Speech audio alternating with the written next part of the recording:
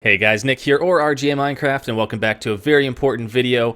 Before you go and sign up with any type of multi-channel network, you should definitely finish watching this video so you know what to look for before you actually sign any contracts.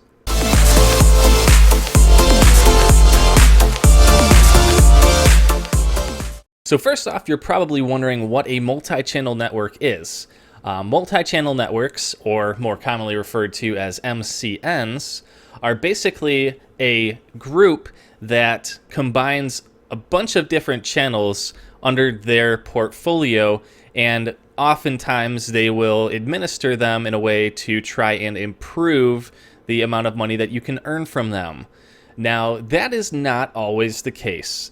There are some companies out there, and I'm not going to name any names here, but there are some out there that all they're going to do is let you join their network, promise you the world, and not deliver anything.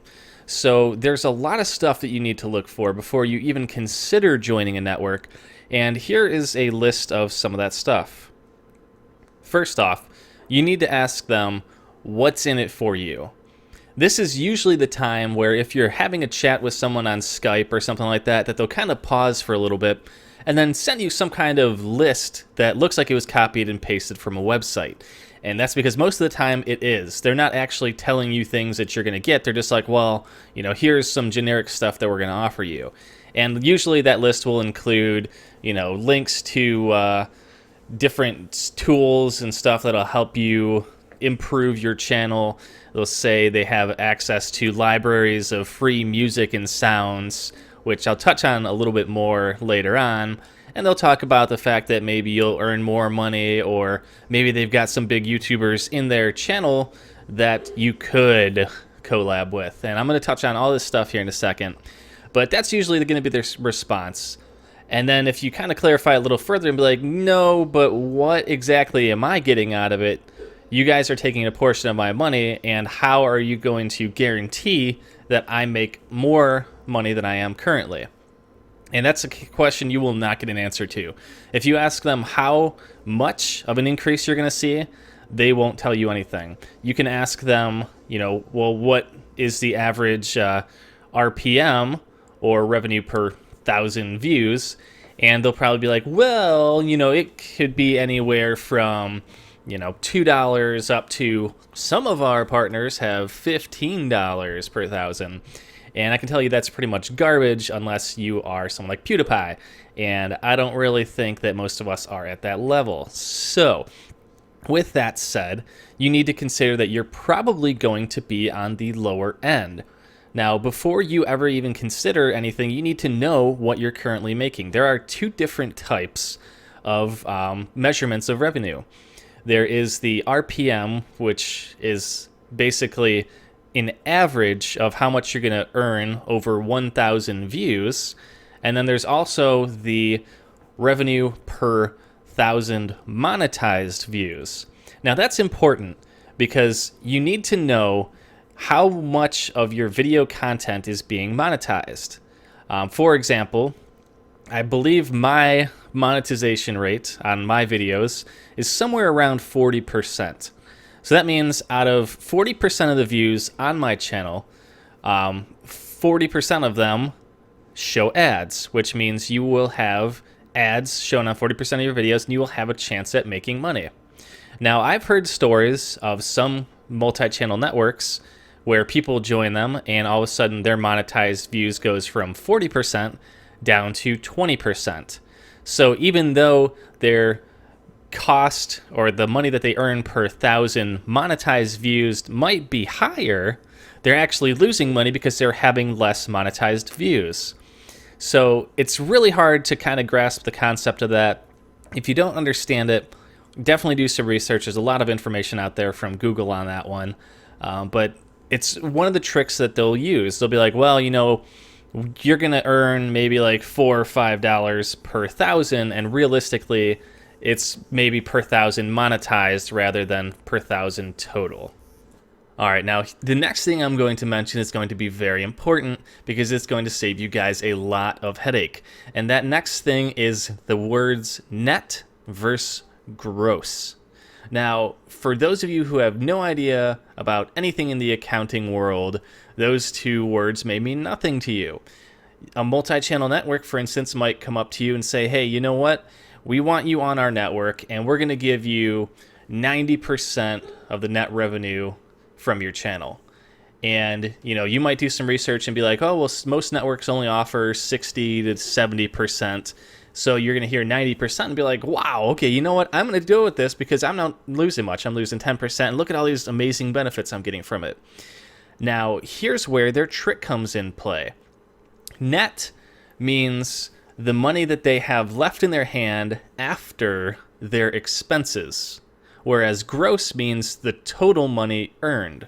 So, for example, if your videos made them $1,000 and Google pays them, or whatever network they're using, pays them $1,000, then that means that $1,000 is their gross profit. Now, when they say you're going to get the net profit, and you get, let's say, 90% of the net profit, you're going to expect to say, okay, I made $1,000. I'm going to get $900 from that. Wrong. That is because the net is whatever amount is left after their fees. So they might tell you that, oh, by the way, since we're a subsidiary of this bigger network, they automatically take a 50% cut. So that means out of your $1,000, half of it is immediately gone. So now when you go to get your percent, you're taking 90% of the 500. And that's if there are no other fees associated with anything else that they've got going on. And that is a huge thing to watch out for, because I have not yet met a network that has come forward and said, okay, well, we're actually going to pay you based on the actual money that we earn. They all have seemed to have had, at least for me, the word net. And when you ask them about it, they try to sidestep the question. They might, bring something else up and, try to confuse you with it. But if you ask them if you're getting 90% of the total income you earned, or 90% of whatever they decide is going to be your net income, then obviously it's going to be from the net side. So that's definitely something to consider before signing up with any MCNs. The next thing you should definitely consider before signing up is the contract term, which basically means the length of the contract and how long you're locked into that channel. Now, contracts in general are really complicated. 99% of the stuff in them is going to be stuff that you will not be able to understand what it means. And that is because businesses do that so they can put little small print inside of these contracts that can screw you over in the long term. For example, I've read stories where certain MCNs have put clauses in their contracts saying that any content you create that you upload to your channel while you're partnered with them becomes their content. They are now the content owner. So if you decide that you don't want to be with them anymore, then technically if you split off, they're going to copyright claim your content because legally you signed a contract saying that they're the owners. Now, not many multi-channel networks will do that, but there are some out there that will. But the other side of this is it is still a legal contract. So if you sign anything, then anything inside of there is enforceable by law. So you can't just decide, okay, well, I signed a 3-year contract. I don't want to be with these guys anymore and just walk away. Now, some MCNs will let you walk away, maybe after like a month or two notice, but overall, they don't have to. They could say, nope, you signed a 3-year contract. We're keeping your portion of money for 3 years, and there's nothing you can do about it. And realistically, there legally is not a thing you can do.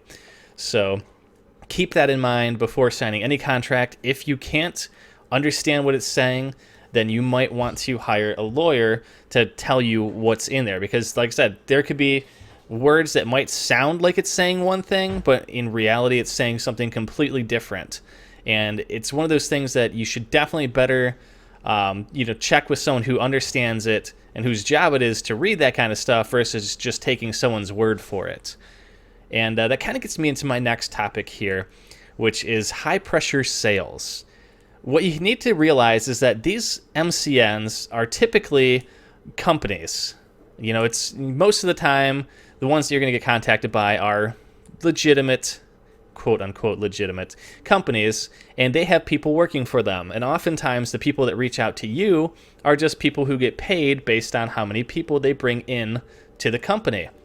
So when they're talking to you, they're going to tell you everything under the sun to get you excited about it. They're going to tell you all kinds of, not necessarily lies, but they might exaggerate the hell out of random stuff. For example, some of them that I've dealt with have said things like, if you sign up for our network, you're going to get so big. Do you think you'll have time to manage all the replies? Do you think you'll be able to handle all the fame associated with that? And, they'll say stuff like that. I've actually had someone say that. I might even screenshot it, put it up there, but I probably won't. But they'll also throw things out there like, oh, well, this contract is just generic. Everyone signs this contract. And they might even throw some big names out there. They might pick off their top list of YouTubers to be like, well, this YouTuber, they all sign the same thing. Well, you know what? They did not. I can 99% guarantee that the contract that these guys signed that have millions of subscribers did not just simply sign the generic for anyone contract. That's not how contracts typically work, and if they did, then they are complete morons. It's just a freaking fact. So just be aware that when you're talking to these people, keep an eye out for that kind of stuff. And if you take a few minutes to step away and reread some of this stuff, you can actually see how tricky they can be. Like, when I went back and reread a couple of mine, it's like I'd ask a question. For example, when I asked if they offer net or gross income-based earnings, and they immediately countered with, oh, did you know that this guy signed up with our channel? How would you like to collab with him? I'm like, okay, that would be fun, but, are you guys net or gross? Oh, yeah. And then, they talk about something completely different. So they keep trying to throw you off. And it's kind of like a used car salesman at that point, because they just want you to sign on the dotted line so that they can make their money. And, you really can't blame them, because that technically is their job. But realistically, in the long run, they don't care about you. They don't care about your channel. All they care is that they're going to make $50 or $100 or however much they're going to make off getting you to sign up for their channel. And that's why it's so important for you to always do your own research on this stuff.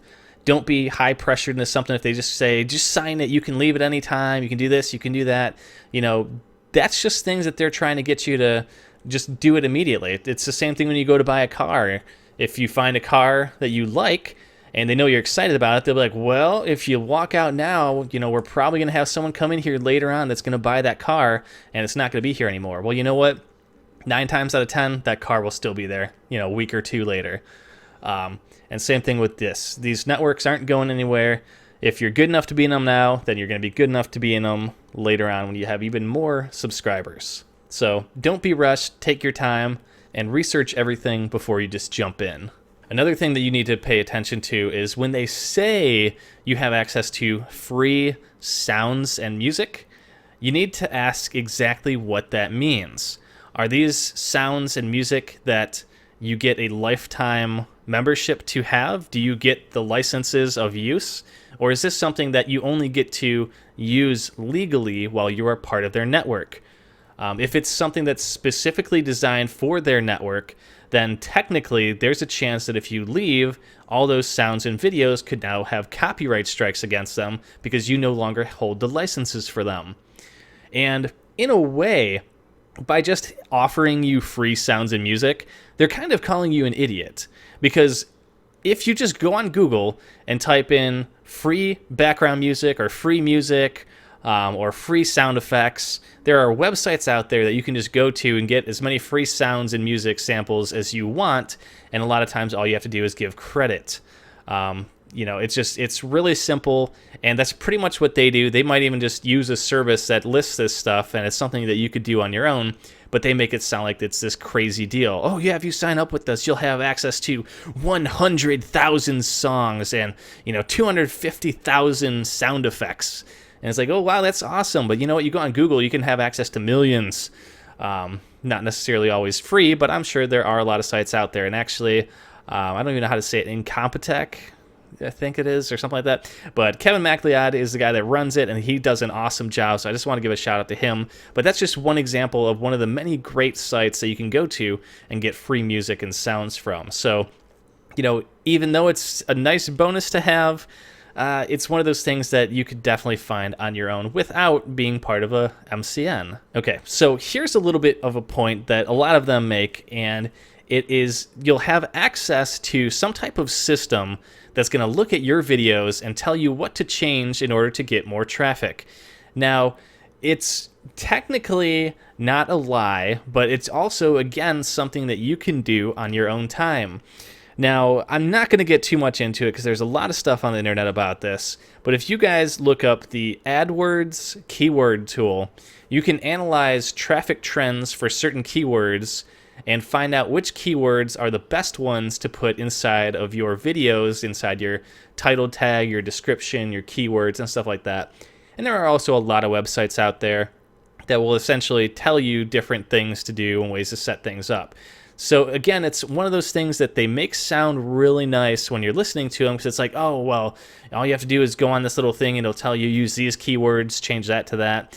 And yeah, maybe it can be done in a few minutes, but if you have the time to be able to go through and do this on your own, again, you're not losing money paying someone else to do something that you could just do yourself in a few minutes of time. The learning curve on it's not too bad. It's just something that, once you do once, then you'll get faster and faster at it every time you put out a video. So again, as you can see, there's really no point to being in a network because you could do all these things on your own. And that's basically the point I'm trying to make is, in my opinion, I feel that most MCNs are just taking your money. You're basically agreeing to give them a portion of your earnings off of your videos and your content and your time that went into recording them and editing them and publishing them and perfecting them, and they're just going to take a cut of your profit. And to me, I feel that's wrong. If one of these networks came forward and said, okay, well, if you join us, we will promote you, we will put you on this and this page, we will put you in contact with these people, and your channel will accelerate because you're going to get all this exposure, then that is value added. That is adding something to your channel that it currently does not have that you will benefit from.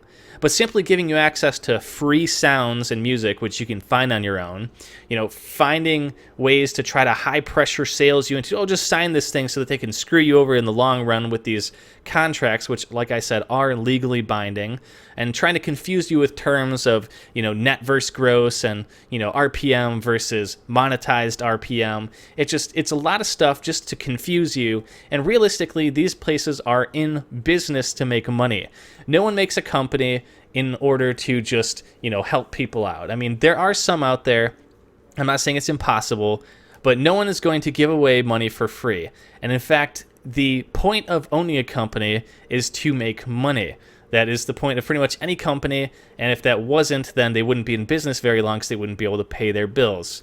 So that's what you need to realize, is that the ultimate goal for these companies is to make money. And obviously, by joining these networks, you are that source of money. So before you just run out and decide that, okay, well, I'm going to just join this network because they say I'm going to get this, this, and this, make sure that you're actually going to benefit from it. I've heard a lot of stories where people join these networks and their revenue actually went down a lot. And not just because they're losing money on the net and gross stuff, but because these networks aren't actually advertising their channels the way they should be, and they're causing them to lose money. So there's a lot of things that can go wrong, and I'm not saying you should not ever join a network, but I'm just saying if you're a regular YouTuber, if you've got 100 subs, 1,000 subs, 10,000 subs, you really need to consider, is this something that is actually going to benefit me, or is this company going to benefit more from me? And if that's the case, they should be going out of their way to make sure you join. If they're just telling you that, oh, well, you should just join because this guy's in there and this guy's in there, then you're doing it for the wrong reasons. So it's really ultimately your decision, and I hope these facts kind of helped you out, at least asking the right questions ahead of time, and maybe even spend a little bit more time looking at things such as the contracts and everything in there, so that in the long run you don't get screwed over and hurt yourself. Because nothing would suck more than getting your channel big, finally getting some momentum behind you, and signing up for something that pretty much kills your channel. So, if there's things I said that you don't agree with, please leave it in the comments. I may be wrong about some of these things, but from my research and experience, this is, what I've found. And that's the reason why I'm currently not with any MCNs. I've been approached probably by at least 30 of them. And every single time that I talk to them, it's always the exact same things. Oh, well, we'll offer you this, this, this, and this. Okay, well, that's the same thing the last 5 said to me. What am I getting out of it? And they can't answer that question. They'll say, well, you'll have this, this, and this tool. Okay, but how is that going to help me? What is that going to translate to? Does that mean I'm going to go from a, I don't know, $2 RPM up to like 5? Or is that just your guess? And if you say, okay, well, I'll sign up if you can guarantee that I'll make more money with you than I do on my own, it won't happen. They'll say something along the lines of, oh, well, we're not allowed to custom make contracts for people and blah, blah, blah, whatever their excuse is. And it's not going to be pretty. So make sure to do your research. If you do join one, then, good luck. If you are in one and you've had good experiences, I'd say leave it below. But then again, how do I know that you're not just from that company? Actually, that is one last thing that I want to mention. And I'm not going to say the name of them, but there was one contract I read that said, if you join this content network, you're not allowed to talk about us in a way that could potentially discourage anyone from wanting to join our network for a minimum of 1 year after you leave the network. So what does that tell you? That tells you that something's going on, that they actually had to put a specific set of wording in their contract saying you can't talk about us for a year after you leave us. So, you can take it how you want, but I'm going to take that as don't badmouth us because you're going to find out we suck, but we're going to cover our butts by putting that in there. And if you do, then we'll sue you for however much money they want to sue you for. So, yeah, be careful with that stuff as well. Like I said, there's a lot of little tricky things that they can add into these contracts, and that's why it's so important to read them. But I hope this video helps you. If it did, let me know. If it didn't, let me know why not. And if you are part of a successful managed content network, leave it below, and I'll be curious to see, what they're all about. So until next time, I will see you guys.